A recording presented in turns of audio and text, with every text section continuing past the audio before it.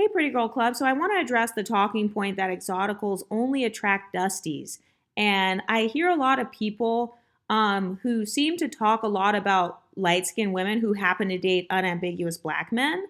You guys know this is a decentering men channel. I don't care at all who you guys date. But I find it interesting that you got a lot of black women coming onto YouTube saying that they're divested, but then they have to announce in front of the whole world, oh, well, these black men that these exoticals are dating, these guys are all dusties.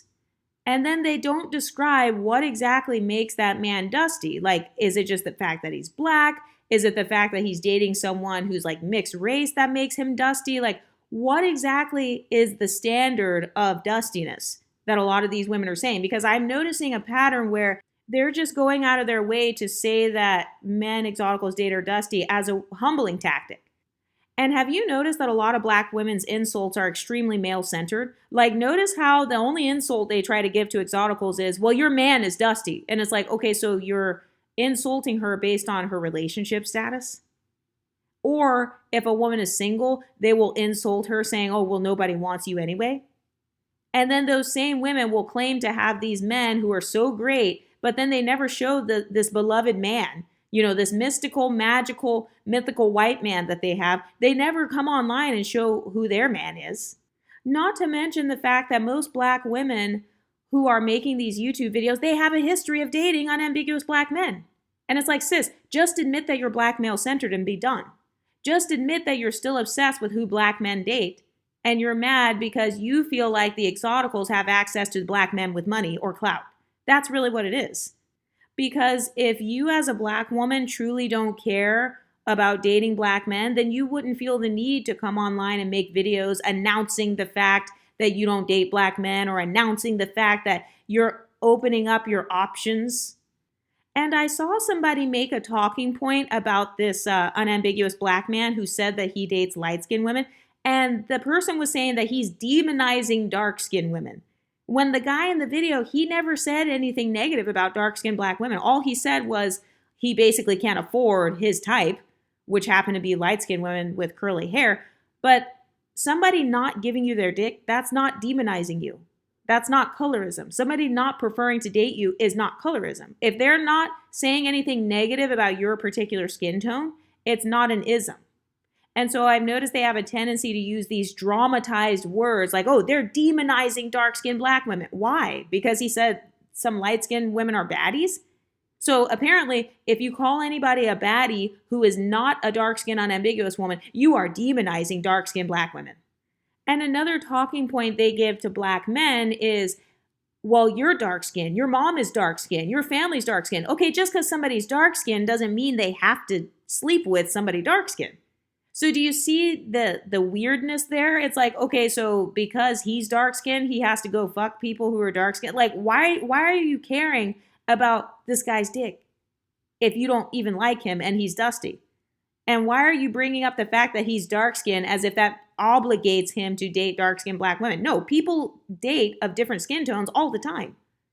So I've noticed that some black women, they're trying to pressure black men to be like race loyal or I guess color loyal, skin tone loyal. So if you're dark skinned, I guess you're required to date somebody else who's dark skinned, but it only works in favor of dark skinned black women. So dark skinned black men have to date dark skinned black women or else they're colorist, but then dark skinned black women can date any skin tone they want. Do you see the extreme narcissism and hypocrisy? So it's almost like that talking point of, I don't want you, black man, but then I also don't want anyone else to have you. Unless she's dark-skinned. Because if you don't date someone dark-skinned, you're colorist. So do you see how they actually expose themselves as still being black male-centered?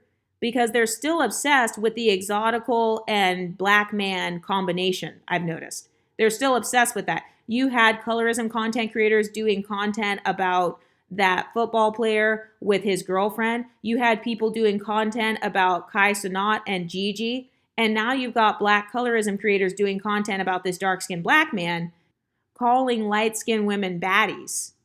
And then they'll be like, putting a color towards what you think is a baddie, that's colorist. Okay, but it's not colorist when somebody says, oh, you're a chocolate baddie. So do you see the hypocrisy? It's only colorism if you think that light skin, if you think that skin tone is beautiful, you're a colorist.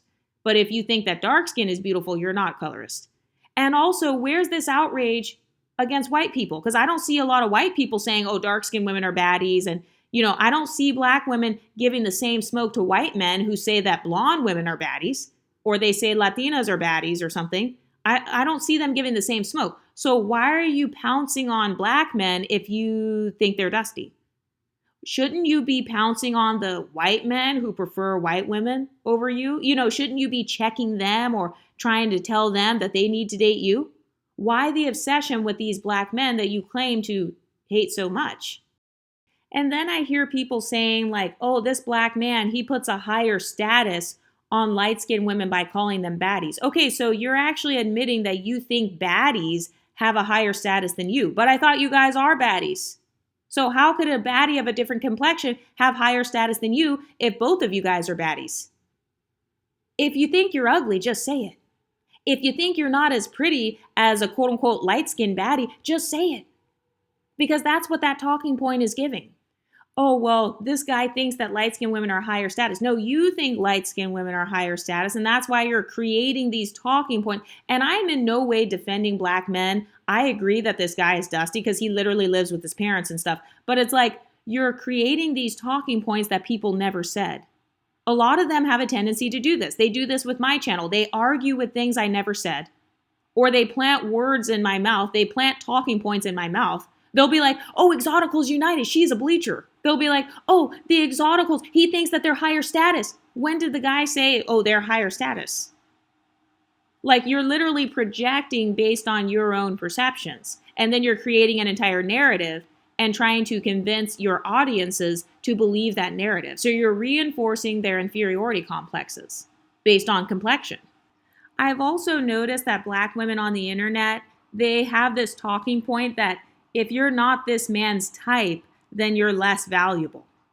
Like if you're not the type, quote unquote, that he normally dates, or, if you're not his preference, then you're less valuable. Okay, so then what does that say about you though, as an unambiguous dark-skinned black woman? If anything, you're just devaluing yourself by pointing out that you are not these guys' types. So do you see how their hierarchy thinking creeps in? Oh, well, if you're not his preference, you are devalued. Some people have preferences based on their experience, like when it comes to dating. Some people have preferences based on their experience. But I've noticed a lot of unambiguous women, they have a bad experience with the word preference. That's a trigger word for them. If you use that word preference, or you talk about yourself being somebody's preference, or if they feel like they are not your preference, then it becomes a problem. And my question too is, can types change? Can preferences change? Can somebody go from preferring like white people to then preferring black people? So it's like, which one is it? Once a colorist, always a colorist? If somebody used to prefer light-skinned baddies and now he's saying he does not, is he colorist? If a white man used to prefer white blonde women and then now he prefers dark-skinned black women, is he colorist? Because which one is it? Is it once a colorist, always a colorist? Can preferences change? Do you guys acknowledge that? Do black women acknowledge that on the internet? Or do they feel like whatever a man's preference is that he had since childhood, that is his solidified preference and that's it? And by the way, does every man have a preference? Since you're so obsessed with men, does every man deep down inside have a preference? And if so, where does his preference come from? Because if you have that talking point of, once a colorist, always a colorist, then that would mean that all white men are automatically colorists then, because the average white boy grows up seeing white media. So the average white boy, he's going to be exposed to Taylor Swift or Sabrina Carpenter or Megan Fox or whoever. So you could argue that, if you truly believe preferences are something that men have from birth or from childhood, okay, so then that would mean that you're not the preference of white men either. So then whose preference are you? Since you're so obsessed with preferences, whose preference are you? And if you feel like you're not black men's preference, why would you be so obsessed and so angry when they don't prefer you to date? Especially if you yourself are not even into those guys. And since we're on the conversation topic of preferences, let's talk about a lot of unambiguous black women's preference for non-black men. Where did that preference come from? Oh, what? It came from trauma? Because you used to prefer black men when you were younger, and then your preference changed as a dark-skinned black woman. So if your preference can change and you view it as valid, why can't other people's preferences change and then it's valid? So whether it's a black man who's switching from light-skinned women to dark-skinned, whether it's a white man who's switching from, one phenotype to another, why is it that unambiguous black women are the only ones who can have a dating preference and then change it freely? But then if a black man comes on and announces that he's changing his from light-skinned women to something else, then it's a problem and it's colorist. Do you see the extreme hypocrisy? Another thing I've noticed is that black women are conflating preference with desirability. So for example, my preference is not white men, but I don't think that white men are inherently less desirable. I'm just saying that I don't prefer to date them personally. So they literally feel like you almost have to do like this charity work, like this dating charity work. If you don't prefer me, you're colorist because you're implying that I'm less desirable. No, your desirability does not have to be based on this one guy's opinion. It doesn't have to be based on the black male gaze. It doesn't have to be based on the majority of men preferring you. So they're conflating those two things, preference versus desirability. Also, desirability to who? Who do you want to be desirable in the eyes of? What male gaze are you so obsessed with? Because it sounds like it's black men, because those are the main ones they're making videos about. Those are the main ones that get them the most emotionally riled up and emotionally triggered. That guy that said he likes light-skinned women with curly hair, or actually he was saying he no longer likes them or he no longer dates them, I didn't get offended by that. Oh my God, how dare you no longer date my phenotype because, you can't afford us. No, I'm not offended by that because I don't care. My self-worth doesn't come from some random stranger on TikTok. So do you see their external locus of control? If you don't prefer me, you're saying I'm undesirable. That's not what that even means. That's not even the definition of the word preference. A preference just means that you personally like one thing over the other. It doesn't mean that the other group is less desirable as a whole. So for example, if I say I prefer a man who is tall, it doesn't mean that short guys as a whole are just trash and nobody wants them and they're at the bottom. No, there are people out there who like short guys. Now, are they as popular as tall men, like in the media and stuff? No. Okay, so just admit that you guys care about media popularity. That's really what this is. It's about social status, just like I said. So they're using a social justice term, colorism, in order to gain social status. And I can see right through it every single time. Like, if I don't want to date a short man, that's not injustice against short men, because nobody owes a short man her dating life. You don't owe anybody a romantic relationship. So I'm not taking away any of your human rights. I'm not taking away any of your civil rights. So stop trying to make dating and romance and sex into a civil rights and social justice issue when it's not. That's a social status issue. Those are two different things. Another question I have for Black YouTube is, what prize do I get by being a man's type? What prize do I get for being a preference? Because it sounds like you guys view men as a prize, and you view the exoticals as kind of like this obstacle in the way. It's almost like they feel outshined. According to their own talking points, actually some of them have talked about this, feeling outshined in the male gaze. And it's like, I thought that you guys said that we only attract dusties anyway, so like, why do you even care? Shouldn't you be busy enjoying all of the privileges you have? Being the blueprint and all that. I also hear some Black women saying that Black men view them as low-hanging fruit. First of all, that's an extremely disempowering thing to say to your Black female audience, but let's say that a man does view you as low-hanging fruit. Does that make it true?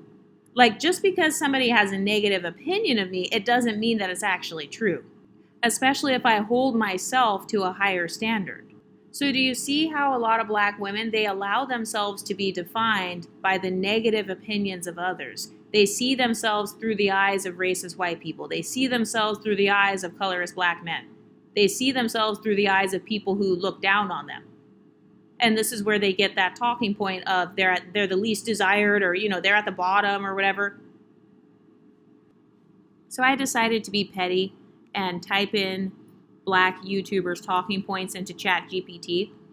So I said, Do types matter in dating? And if I'm not a man's type, does that mean he will eventually leave me for someone who is once he gets the resources to? If I'm not a man's type, does that make me low-hanging fruit? So ChatGPT says yes and no. Yes, in the beginning, people often have preferences, aesthetic, personality, lifestyle. We're drawn to what feels familiar, exciting, or desirable to us. So that means that according to ChatGPT, a preference just means that it feels familiar, exciting, or desirable. And then it says no, in the long run, what matters most in lasting relationships tends to shift. Emotional connection, shared values, trust, etc. outweigh the physical type over time. The person who loves and cherishes you isn't calculating how well you fit their type. They're just happy you are you. So do you see how even ChatGPT disagrees with these talking points of types mattering in dating? And then I had it answer the second question. If you're not his type, will he leave when he has the means? And then ChatGPT actually says that that's a fear. Am I just a placeholder? Okay, so it's safe to say that based on ChatGPT, that women who call you low-hanging fruit for not being a man's type, they have the fear of being a placeholder. So they're projecting their fears onto you as a dark-skinned black woman. ChatGPT said if someone only dates people they're attracted to in a shallow or idealized way, and if they see partners as status symbols or stepping stones, then yes, that kind of person might leave once they upgrade. Exactly. The only time you're going to have this thing happen is if they only saw you as a stepping stone to begin with. And I'm assuming that dark-skinned black women are not looking for opportunistic types of men. I'm assuming that they're trying to be with somebody that's like a normal person.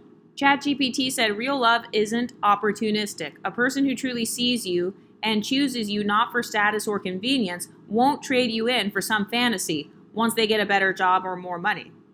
I also typed in black YouTubers' third talking point about dark-skinned black women being low-hanging fruit to these types of men. And then ChatGPT said being chosen by someone does not determine your worth. Okay, so even ChatGPT is exposing your ass for determining your worth based on being picked. So, like I said, a lot of women with this femcel mindset, a lot of these are pick-me's who have never been picked. And then it even says right here, not being somebody's type does not mean you're the easy choice. Sometimes people are surprised by who they fall for. Sometimes what they thought was their type changes completely when they meet someone who makes them feel deeply understood, desired, and safe. Okay, so even ChatGPT agrees that types can change. So if a type and a preference is temporary, why are you so salty? Why are you so salty? Why are you mad? Another thing I want to point out is a lot of black women agree with man sharing. They agree with the concept of community dick because they will say about white men, they'll be like, oh, I don't want to be the first black woman he's dated because then that means I'm just an experiment. Okay, so you're encouraging white men to fuck as many black women as possible before they get to you so that you feel more comfortable. Do you hear how mentally insane that sounds? Oh, well, if he's dating me, I need to know that he's already dated other dark-skinned women. Okay, so you're saying you want white men to be passing around other black women or, you want to be the 5th, 6th, 7th, 8th dark-skinned black woman that he's dated in order to prove that he's not colorist. So you're basically implying that men have to fuck as many dark-skinned black women as possible in order to prove they're not colorist. And so by the time he gets to you, he's already been hoed around. He's already the community peen. And now you're taking that on like, okay, this white man is not colorist because he's already slept with 25 other dark-skinned black women. I'm not the first one. I'm just one of many. And it's like, do you hear how mentally ill that sounds? Because it's like, first of all, they want men to give their dicks to dark-skinned black women in order to prove their solidarity. So somebody has to have sex with you, or they have to have sex with somebody of your phenotype in order to prove that they're not colorist. And then you will even ask the guy that you're dating, let's say he's white or something, you'll ask him, have you ever dated other black women before? Have you ever been with a dark-skinned black woman? And if he says no, you're going to take it as a red flag, like, oh, well, I'm just his experiment. So my question for those ladies is, how many dark-skinned black women does a man have to sleep with or date in order to prove that he's not colorist? What is your requirement? Does he have to have 2 dark-skinned bodies, 3, 5, 7? How many?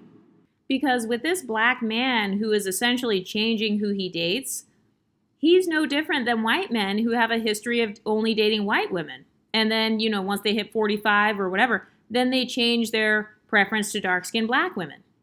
So what they're implying with this talking point is if you haven't already dated a certain number of dark-skinned black women, then you're a colorist. Okay, so how many dark-skinned bodies does a man need to have in order to date you then? As a dark-skinned black woman who agrees with this talking point. How many dark-skinned bodies does he need in order to prove to you that he's not colorist? And since they're not allowed to have a different preference before you, that means they have to have already preferred dark-skinned black women from birth. Okay, so you're admitting that you want a man who has already ran through a lot of dark-skinned black women. So you agree with the concept of man sharing then. You want him to have already been fucking dark-skinned black women since he was 18 years old. And you want that to be the only type of woman he has slept with or dated. And I see some women online, some black women are saying, I only date men who strongly prefer me and see me as their type from day one. Okay, so you prefer a man who's never slept with anything else other than a dark-skinned black woman. You prefer a man who's never dated anything else other than a dark-skinned black woman. So basically, if a man has slept with any other phenotype or if he's dated any other phenotype, black women are going to be intimidated by that because they feel like, oh, well, what if I'm not his type? All it takes is one woman of another phenotype from his past to ignite that insecurity in her. A lot of them have a fear of being settled for. A lot of them have a fear of being a placeholder.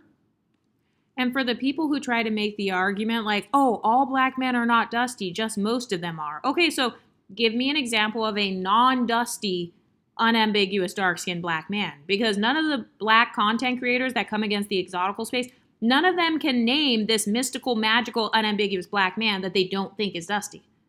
And that's because they're scared. They don't want to say publicly whatever black man they think is like a normal human being.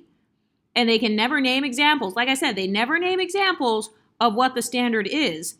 They always name an example of the wrong choice. And of course, it's always somebody attached to an exotical. And the reason I call this femcel rhetoric is because they're obsessed with men's pasts. They're obsessed with men's sexual past, very similar to how a lot of red pill black men are obsessed with your body count or how many bodies did you have. And in black women's case, what color were the bodies? What skin tone did those women have that you slept with in the past? It's like this obsession over who they're sexually attracted to, this obsession with who they used to date in the past. Oh, let me see pictures of your exes. Let me see all these women you used to talk to. All of them better look like me. So it's almost like they required a man to only view her as his type from birth. And it's because they think that's what exoticals have. They think that we have men who, were attracted to us from birth. I mean, I haven't even begun to touch on the topic of sexuality on YouTube. Part of it is because I don't want to get demonetized, but maybe we can talk more about this on Patreon. That's where I make all of my custom content. That's where we've got the Discord. And you guys can request that I make special episodes where we dive deeper into the topics that we talk about here on YouTube. But what do you ladies think? Do you think that if you are his first dark-skinned girlfriend or first black girlfriend or whatever, that he must be just experimenting on you? Let me know what you think in the comment section, and I'll talk to you next time. Stay pretty, ladies.